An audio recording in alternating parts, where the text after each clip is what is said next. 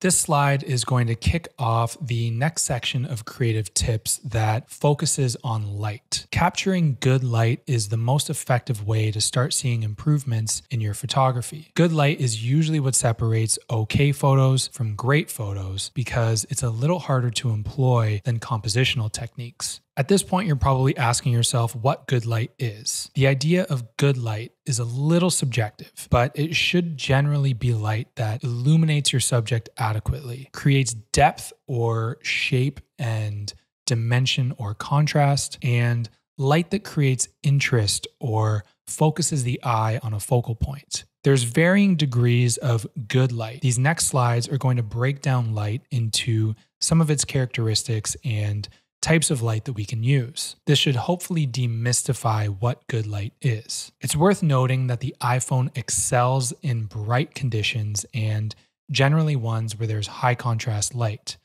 This is due to the iPhone's small sensor only being able to absorb so much light. In situations where there's a lot of available light, such as a sunny day, the iPhone will be able to produce a much cleaner and higher quality image. Earlier in this course, I mentioned to generally not use the HDR feature of the iPhone. Situations that lend itself to HDR depend on light. HDR can be useful when you're trying to capture a wide spectrum of highlights and shadows in a single image. One of these situations could be shooting an object that's sitting on your windowsill toward your window where you have a bright day outside and a darker interior, and you want detail across the whole image.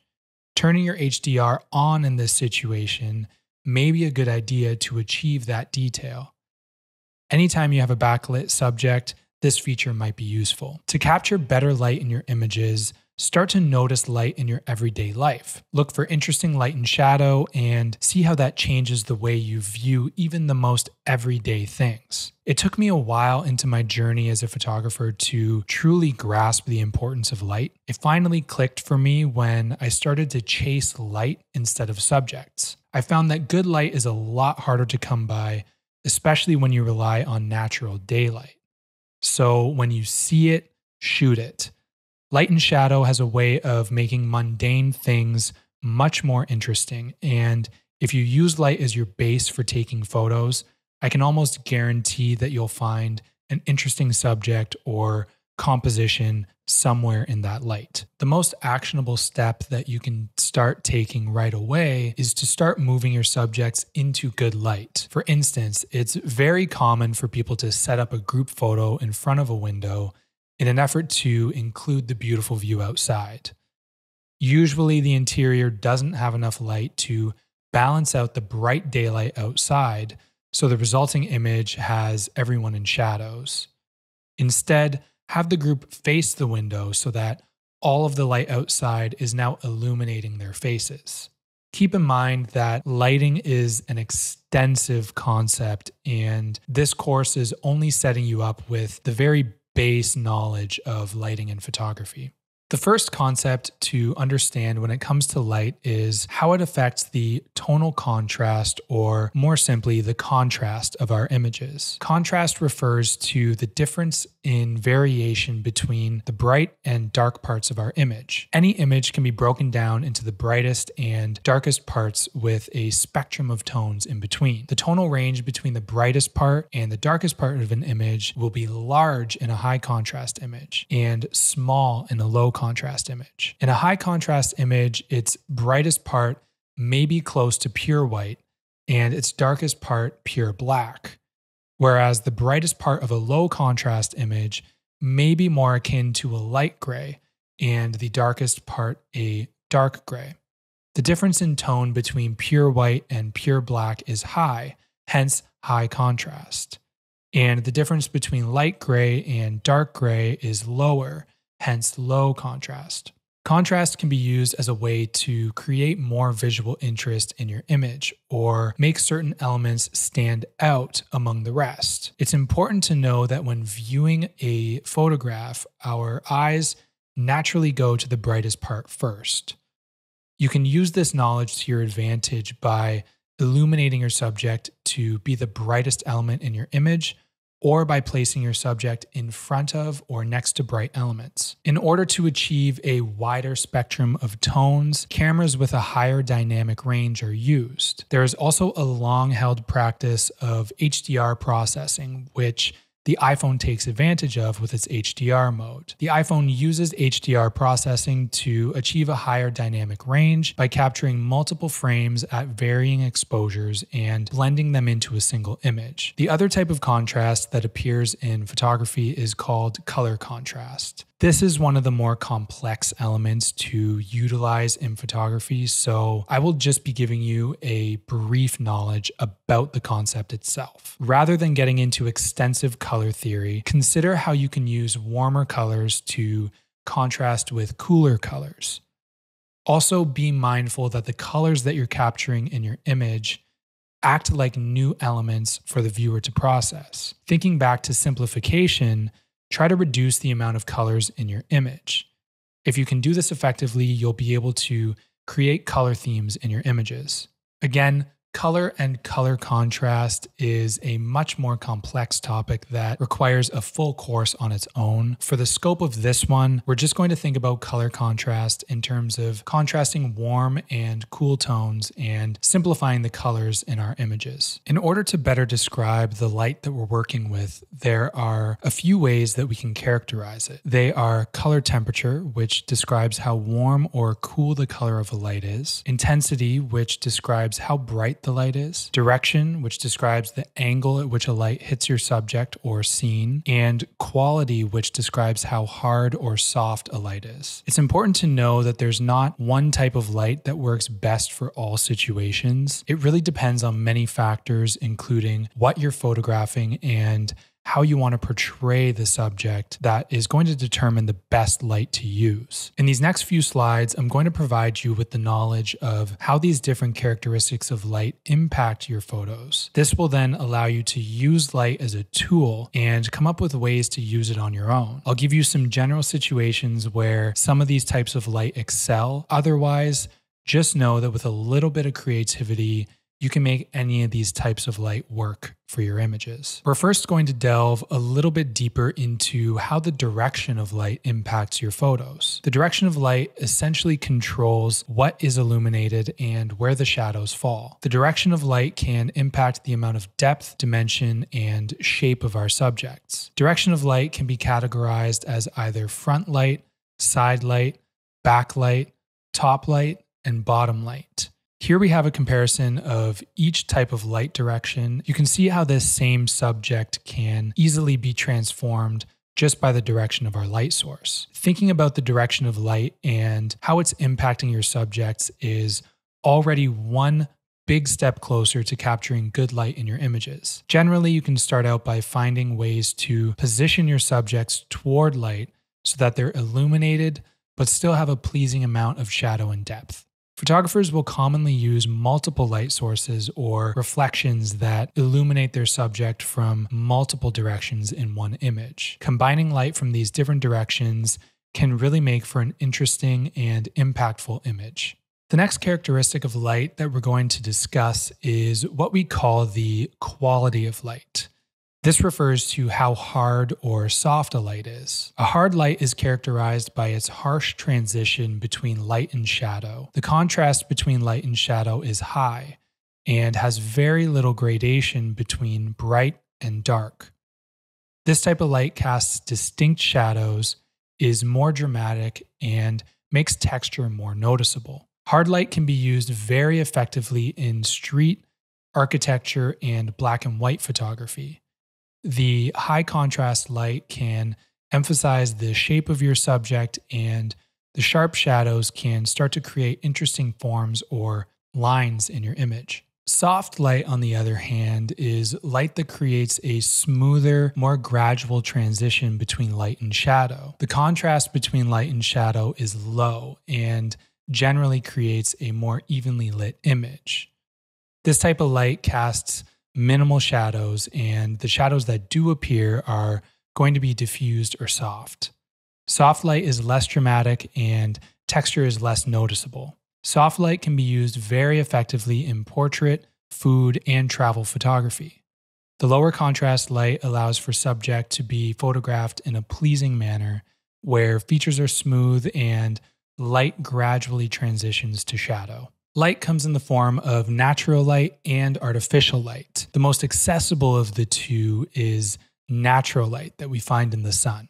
I would highly recommend you getting comfortable with taking better pictures in natural light before you put too much effort into understanding artificial light. You can accomplish a lot with what the sun has to offer, so much so that some professional photographers only shoot with natural light. When we use natural light, we're relying on a lot of factors that include your geolocation or where you are in the world, the time of day, the season, and the weather. Each of these factors are going to impact the characteristics of that natural light. In the next few slides, we're going to discuss some of the more common natural light scenarios, what the characteristics of that light is, and what photography scenarios it's best suited for.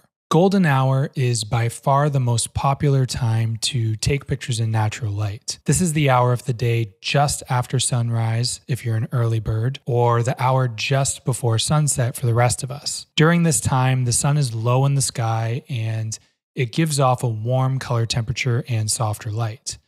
This type of light will give off a dreamy or glowy effect. It's also going to produce long shadows. This type of light can be used as a front light, side light, or backlight to great effect. It's a great time to shoot because, generally speaking, everything is lit quite well at this time of day. Golden hour light is most commonly used with portrait and landscape photography, but it's flattering for just about any type of photography. Midday sun, on the other hand, is generally a photographer's worst nightmare. At midday, the sun's direction is directly overhead and gives the quality of top light. It creates unflattering shadows and is generally at its brightest and harshest during this time of day. Midday sun does produce very saturated colors and has tons of available light, which can make it a great choice for iPhone if you're capturing the right subject. Subjects like landscapes, nature, and street photography can benefit from using midday sun. If you're going to use midday sun, embrace the shadows and experiment with creative ways to capture your subjects. You can also look for spots of open shade that you can move your subjects into to soften the light. An overcast sky will give you even, soft light with low contrast and very minimal shadows. Colors under overcast sky will be less saturated. This type of light can sometimes look flat, but can be a great time to shoot portraits or nature photography. Even though the light is generally more even, it's still important to consider the position of the sun in the sky. Even with thick clouds, the light is going to be brighter in the direction of the sun and will cast shadows. If you're taking photos of people under an overcast sky, this becomes increasingly important because you'll probably want to place them so that they're facing the direction of the light, either to the front or the side of their face. Magic or blue hour light can be achieved during the hour just before sunrise or just after sunset. In this type of light, the sun is below the horizon, but gives off a soft, pinky blue glow in the sky. This type of light allows you to still capture detail using its soft, dim light, as well as artificial light like street lights. This can create some very magical looking images. Depending on where you're located and the season, the blue glow can sometimes extend for multiple hours and give you plenty of time into the night to capture photos. This type of light is great for street, environment, travel, or portrait photography. It's also a very popular light among filmmakers because it creates a dramatic but also pleasing light. The last type of natural light that we're going to look at is one that we can actually utilize indoors, and that's window light. The characteristics of window light largely depend on the time of day and whether the window faces the sun or not. Generally speaking, though, it's important to know that the larger the window, the softer the light is going to be. When you're shooting indoors, I highly recommend you use this as your primary light source. Consider the window to be a source of light for you and position your subjects accordingly to get the best light. For the scope of this course, I'm not going to dive too deep into artificial light. In order to cover artificial light adequately, there's many more fundamentals of light that we would need to cover that may not be suitable for a beginner. The last thing that I want to do is confuse the issue even more. So here are a few of the must-know facts and tips about using artificial light in your photos. Artificial lights are commonly going to appear when you take images indoor or perhaps outdoor at night. Everyday artificial lights are not near the intensity of the sun, so getting an exposure using these lights can be a little tricky. You can try to move your subjects closer to the light in order to get a brighter exposure, but in most cases, this may not be possible and will still result in a noisy image. Instead, the iPhone's night mode feature comes in extra handy here. By using this feature, we can take a long exposure image, which will reduce noise and improve the quality of our image. When using this feature, you'll want to steady your camera either through the use of a tripod or a very steady hand. I took this photo handheld using night mode, and because of the iPhone's built-in image stabilization, even when you zoom in, there's no noticeable camera shake.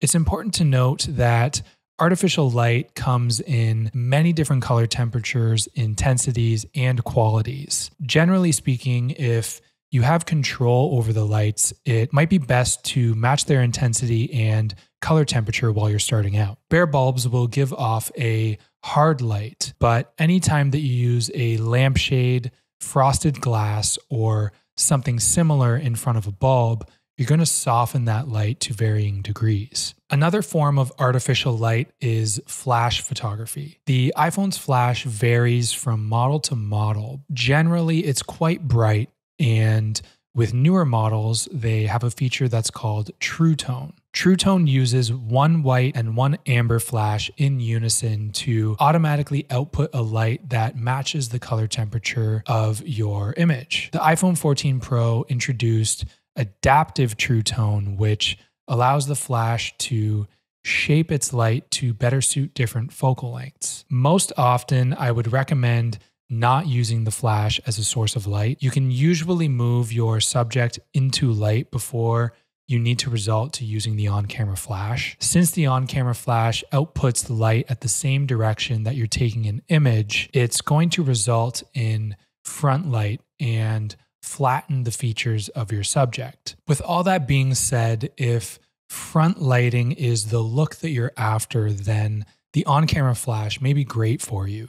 At this point in the course, you should hopefully have a better understanding of light and the importance that it plays in taking good pictures. It's first important to understand the characteristics of light and how that impacts the subjects that we take photos of. As a beginner, natural light is your best friend. Not only is it accessible to everyone, but there are many different types of natural light that you'll encounter and be able to experiment with. Moving forward, the best thing that you can do is make an effort to notice good light in your everyday life, and if you have the means to, capture it. Incorporating this into your life will allow you to start seeing good light with a little more ease, and slowly but surely you'll understand how to use light as a tool.